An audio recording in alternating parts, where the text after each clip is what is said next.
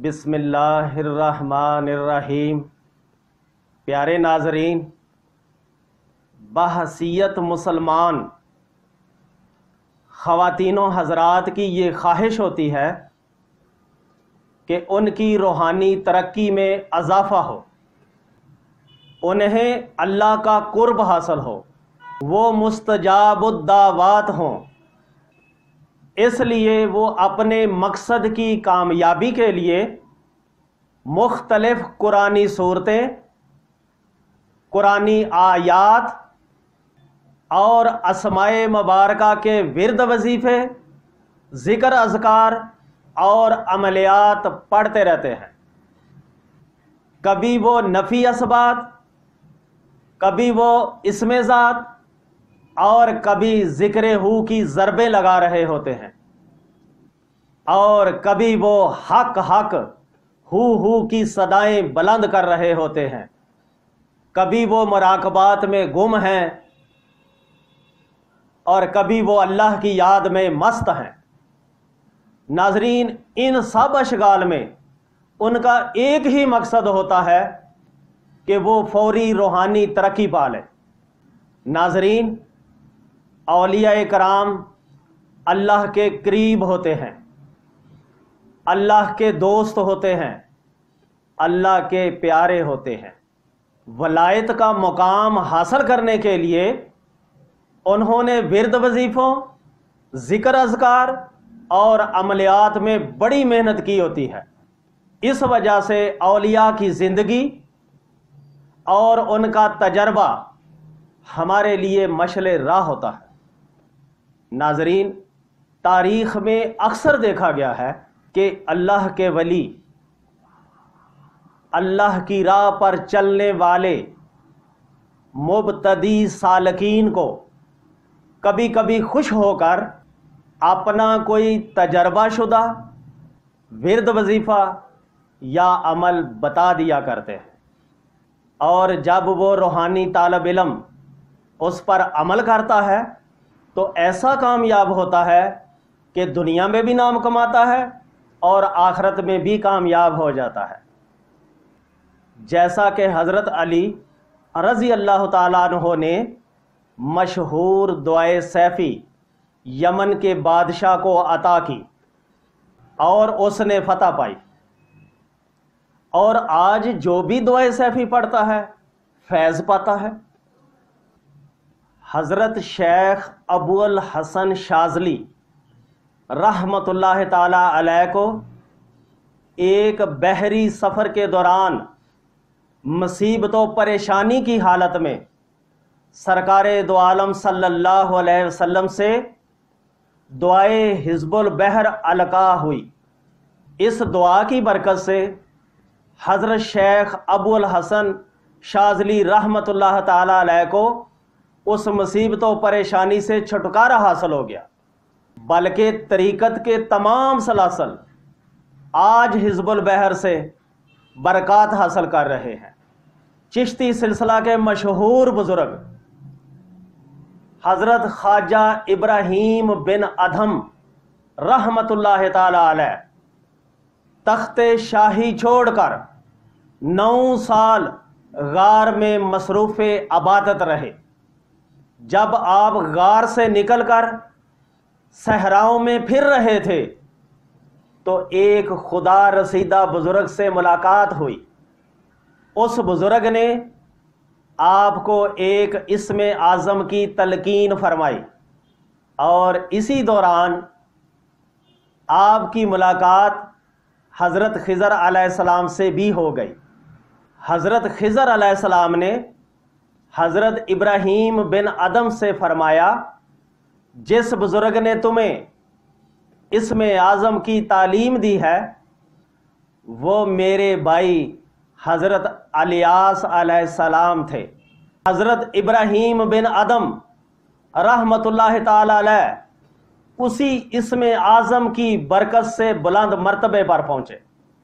اور ناظرین، اسی سلسلہ چشتیہ کے ایک نامور بزرگ حضرت ابو محمد چشتی کی بھی حضرت خضر علیہ السلام سے ملاقات ہوئی۔ حضرت خضر علیہ السلام نے وہی اسم اعظم آپ کو بھی سکھایا۔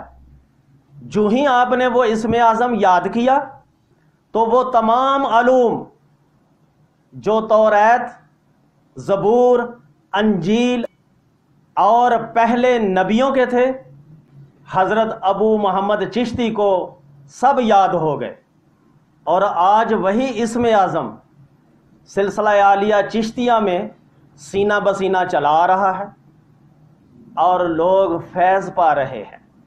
پیارے ناظرین، حضرت خواجہ خضر علیہ السلام کی شخصیت اللہ رب العزت کے باطنی رازوں میں سے ایک راز ہے۔ حضرت خضر علیہ السلام باطنی علوم کا خزانہ ہے۔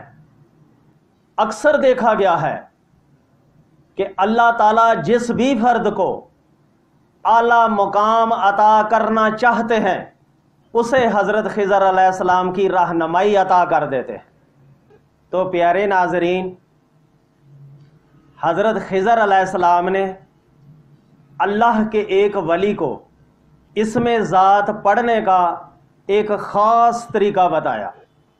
جب اللہ کے ولی نے اسی طرح عمل کیا کہ دنیا میں آج اس ولی کا طوطی بولتا ہے۔ تو پیارے ناظرین، اپنے روحانی مرشد حضرت بابا فضل شاہ کلیامی رحمت اللہ تعالی علیہ کی نظر کرم سے وہی اسم اعظم کا طریقہ آج میں آپ کو بتا رہا ہوں۔ جو بھی عمل کرے گا فیض پائے گا۔ ناظرین، قصہ یوں ہے کہ حضرت امیر سید اشرف جہانگیر سمنانی رحمت اللہ تعالی علیہ کے والد سمنان کے بادشاہ تھے۔ والد کے انتقال کے بعد آپ تخت نشین ہوئے۔ آپ بادشاہ ہونے کے باوجود ذکر و عبادت میں مشغول رہتے تھے اور اولیاء کرام کی صحبت سے بھی فیض پاتے تھے۔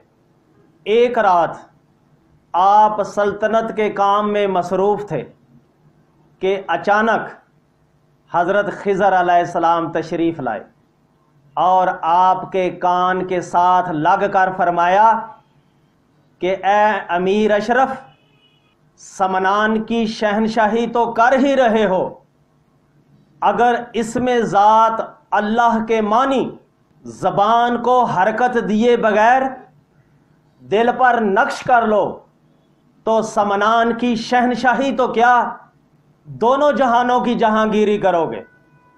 تو آپ نے خضر علیہ السلام کے بتائے ہوئے طریقے کے مطابق عمل کیا تو دنیا آپ کو سمنانی کے ساتھ ساتھ جہانگیر کے لقب سے بھی یاد کرتی ہے۔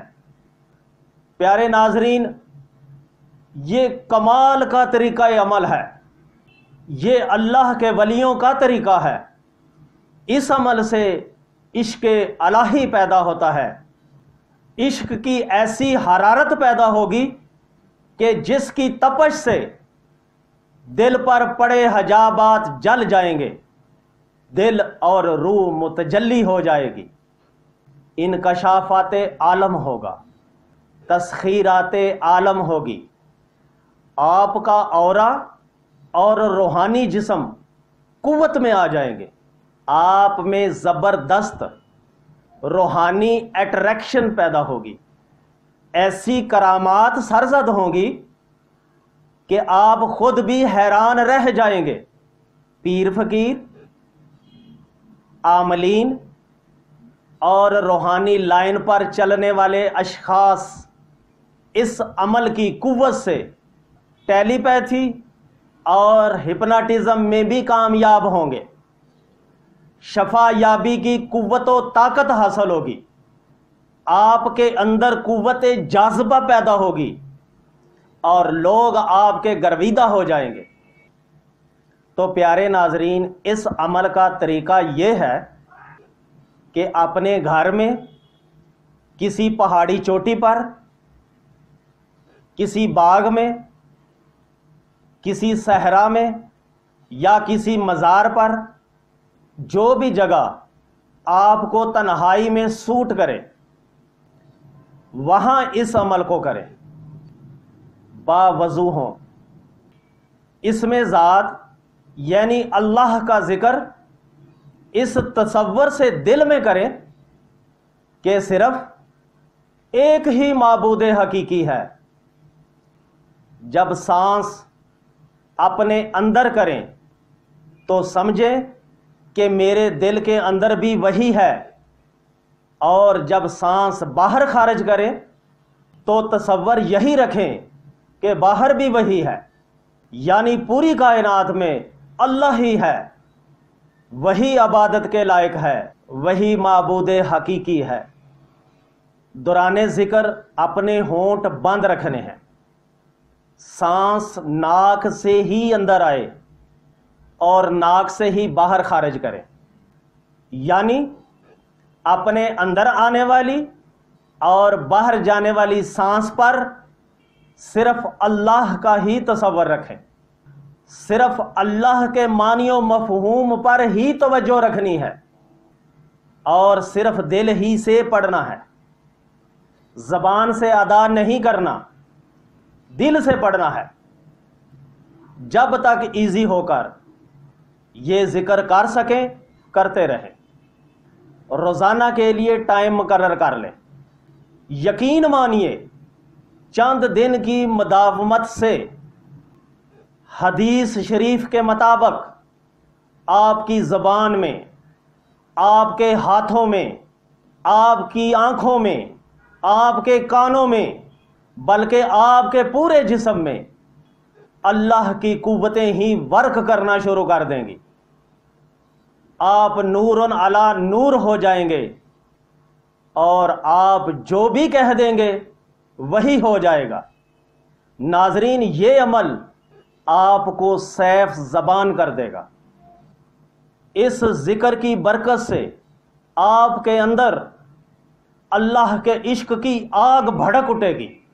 پیارے ناظرین، میرے روحانی مرشد حضرت بابا فضل شاہ کلیامی رحمت اللہ تعالی علیہ اپنے مرشد کے مزار کے سامنے بیٹھ کر کئی سال تک اسی طرح ذکر اسم ذات کرتے رہے۔ جب آپ یہ ذکر کرتے تھے تو آپ کے جسم میں عشق الہی کی آگ بھڑک اٹھتی تھی۔ ہائے جلی گیا، ہائے بلی گیا کے نعرے مارتے تھے، اور اس آگ کو ٹھنڈا کرنے کے لیے سردی کی راتوں میں اپنے جسم پر ٹھنڈا پانی ڈالتے تھے، اور آپ سیف زبان ایسے تھے کہ جو بھی کہہ دیتے تھے کڑک پورا ہو جاتا تھا۔ تو پیارے ناظرین، آپ بھی یہ عمل کریں اور فیض پائیں۔ اللہ ہمیں اس عمل کو کرنے کی توفیق عطا فرمائے، آمین۔